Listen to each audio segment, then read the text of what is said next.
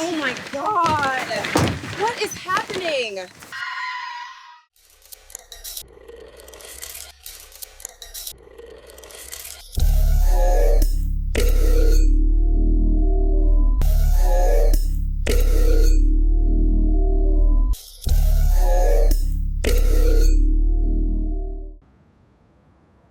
Say cheese.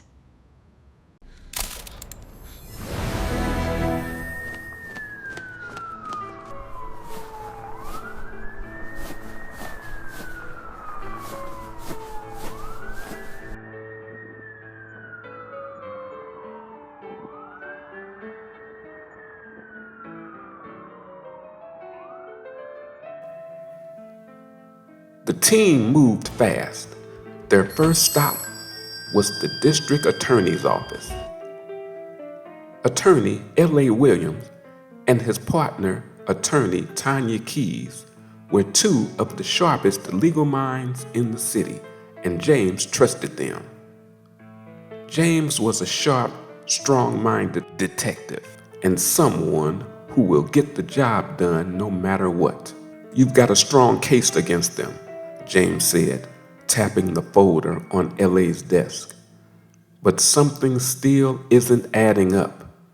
I can't put my finger on it." L.A. leaned back, thinking. "We do have one thing," he finally said. "They're still operating down at the docks. Quiet, careful." Walter's phone began to ring. He quickly answered it. A heavy voice said if he wanted to see his wife alive, he had to come alone. Then the photo appeared showing Mary and Nettie tied up in the warehouse. If Walter wanted to see his wife alive, he had to come alone and give up his own life in exchange for it. Walter didn't hesitate. "I'll do it." The call ended just as Rob stepped into the room. "We got a lead. It's Sammy. We're in pursuit." Unit 1, suspect vehicle running red light at Main and 4th. Continuing pursuit.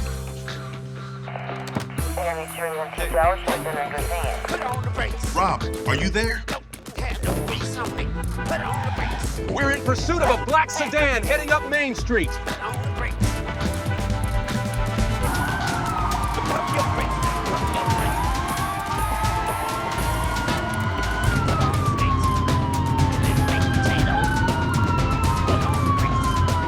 Rob, Walter is ready to trade his life for his wife. No, absolutely not!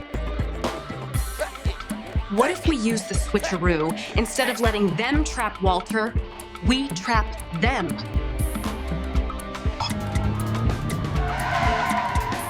And how exactly do we pull that off?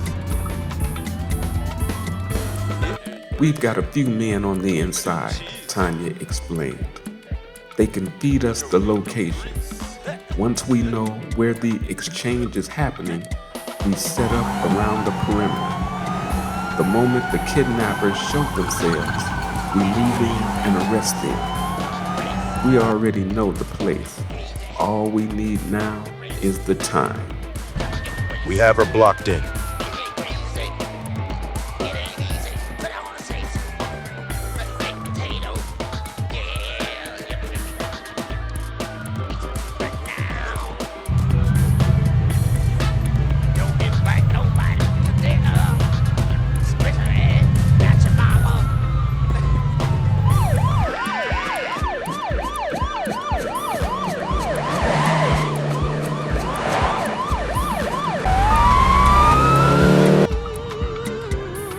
Black sedan shuffle.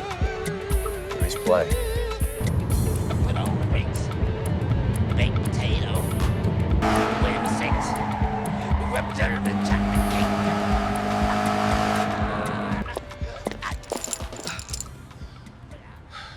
Sammy, got away. Cassandra felt the clock ticking. Her body was slowing down, her world shrinking, and she knew she didn't have much time left. So she made a decision. One final move before everything changed. She called her daughter. "Kathy," she said softly. "Hi, Mom. I need you to listen closely. My time is running out. I'm about to do something that might put me away for the rest of my life. But before that happens, I want to leave you something. The business. It's yours now." Kathy's breath caught. "Mom?" "I've arranged 2 people to stay with you," Cassandra continued. "Butch and Lefty. They'll protect you. They'll handle whatever you need." Kathy couldn't hold back her tears. "Thank you, Mom. But before you go, I need help with something." Cassandra's voice tightened. "What is it?" "It's Charisse. I want my revenge. The pastor, my daddy," Kathy said in an angry voice. "He kicked me out of the house.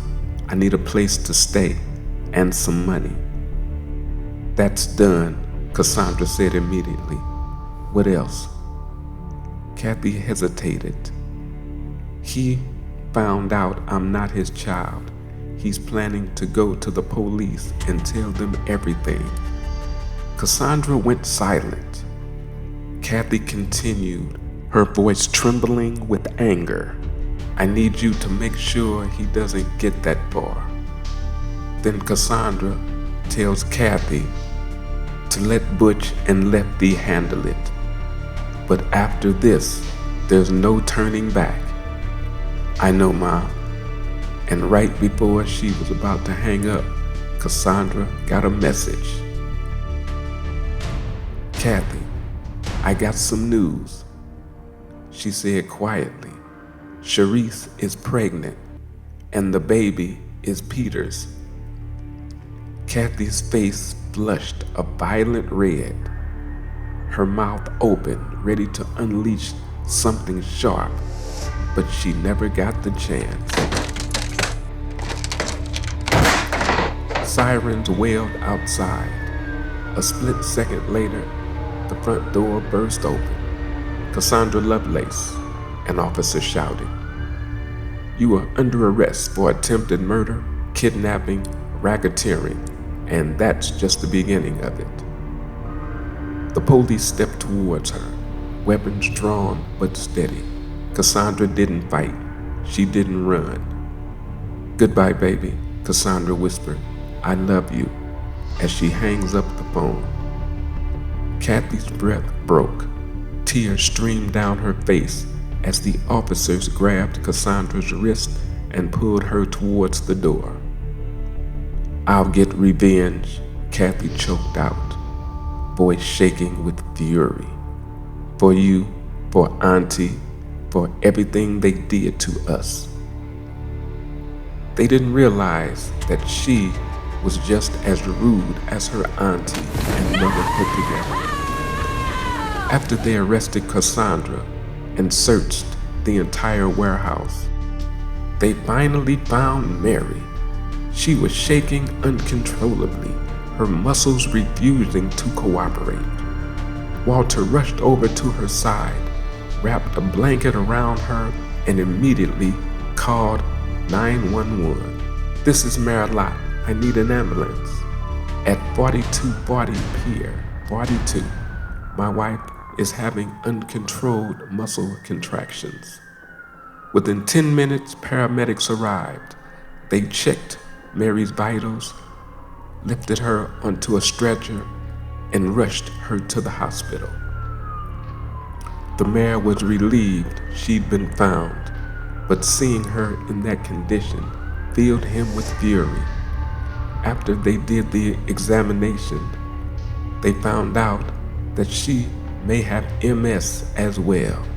When the doctors told him, Mary just broke down and cried. Walter said, "It's going to be all right. We will work through this together. I love you, Mary, and I always will." Meanwhile, the search for Nettie continued. They combed every corner, every shadow, but she was nowhere. Rob was unraveling. "Where is she? What did they do to my honey bun?" he shouted, voice cracking. "Nettie, please, please still be alive. I love you." When Kathy found out that Charisse was pregnant, she exploded. The anger hit her so hard you could practically see horns rising from her head. She didn't hesitate. She ordered Butch and Lefty to track Charisse, deal with her, making it painful. Clearly, she didn't want that baby to survive. Then she called her aunt, her voice dripping with smug satisfaction. "Well," Kathy asked, "is the job done? Is Nettie gone yet?" Sammy let out a cold, amused laugh. "I'm getting ready to put the car in drive right now. She's about to go overboard." "Prince Charming can't save you now," Sammy sneered. "You're going to drown with a bullet in your arm." Blood loss would finish the job before anyone found her. Sammy let out an evil laugh.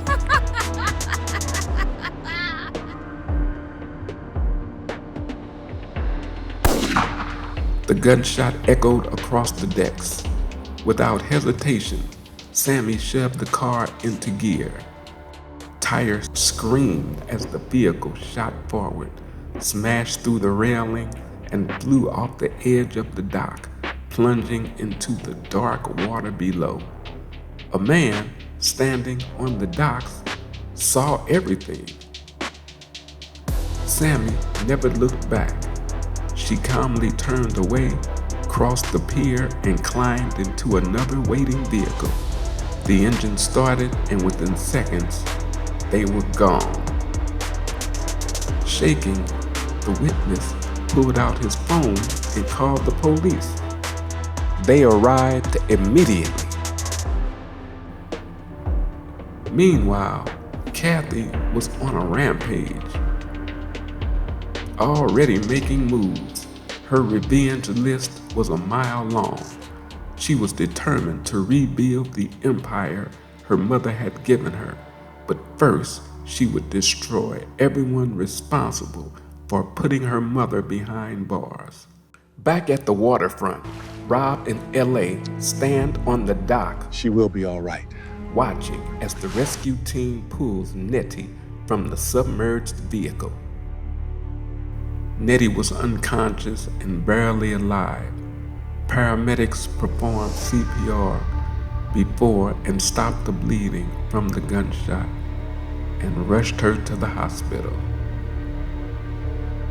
Rob paced the waiting room endlessly. 3 agonizing hours passed before the doctor came out. Dr. Alex's expression was unreadable.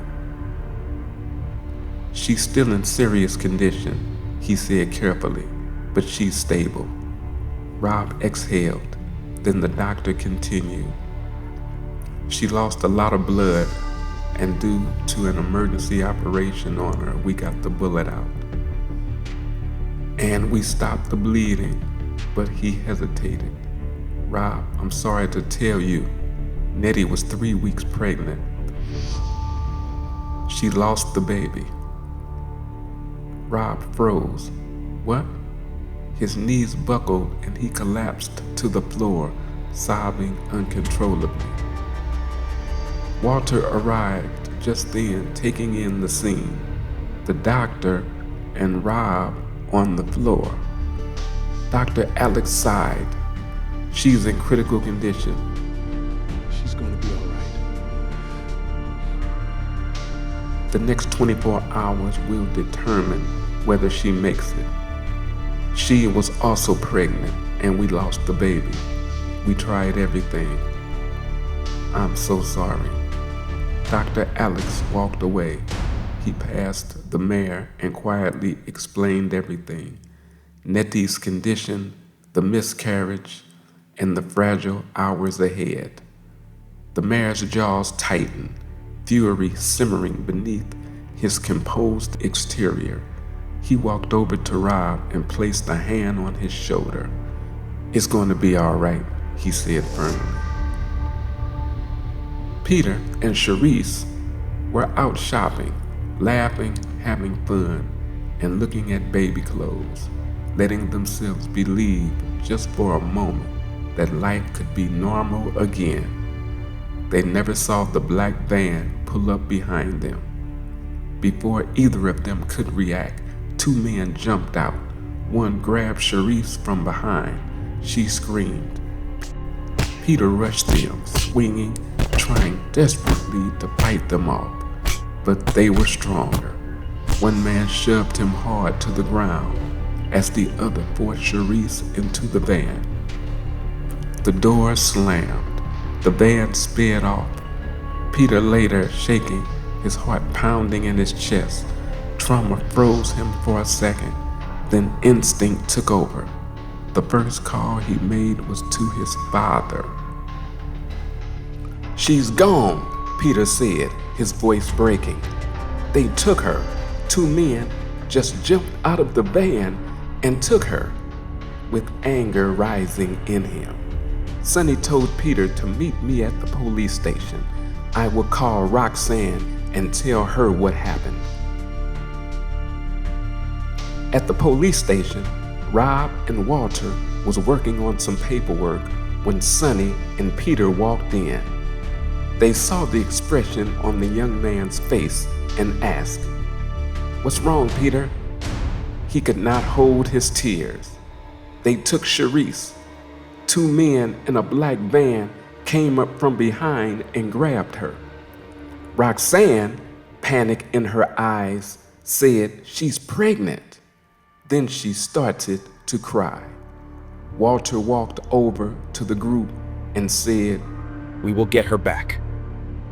Rob was so mad he exploded. I want those people dead. And I don't care if I have to do it myself!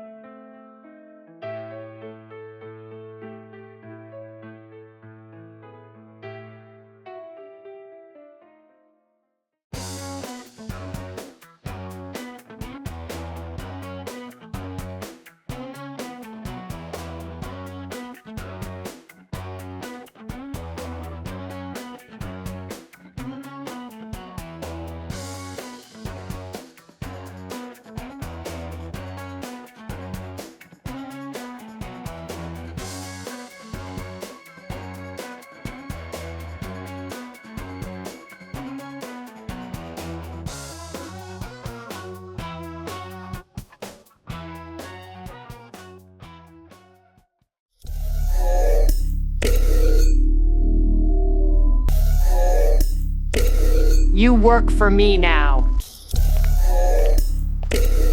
You didn't think this was over, did you? This is only the beginning.